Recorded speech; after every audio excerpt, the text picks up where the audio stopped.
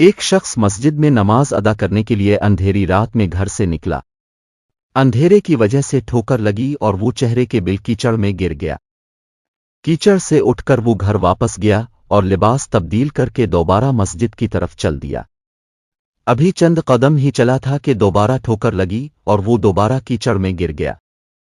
کیچڑ سے اٹھ کر وہ ایک بار پھر گھر واپس گیا اور لباس تبدیل کر کے مسجد جانے کے لیے دوبارہ گھر سے نکل آیا۔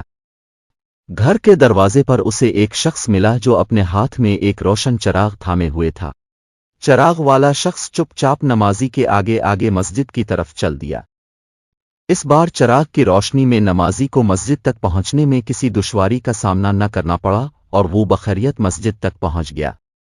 مسجد کے دروازے پر پہنچ کر چراغ والا شخص رک گیا۔ نمازی اسے وہیں چھوڑ کر مسجد میں داخل ہو گیا اور نماز ادا کرنے لگا۔ نماز سے فارغ ہو کر وہ مسجد سے باہر آیا تو اس نے دیکھا چراغ والا شخص اس کا منتظر ہے تاکہ اسے دوبارہ چراغ کی روشنی میں گھر تک چھوڑ آئے۔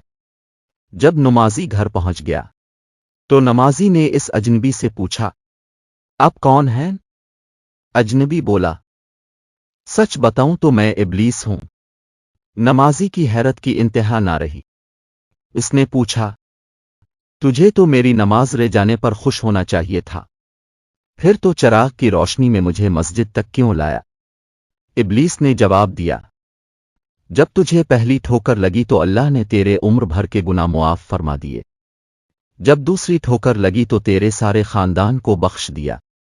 مجھے فکر ہوئی کہ اب اگر تو ٹھوکر کھا کر گرا تو کہیں اللہ تیرے سارے گاؤں کی مغفرت نہ فرما دے، اس لیے چراغ لے کر آیا ہوں کہ تو بغیر گرے مسجد تک پہنچ جائے۔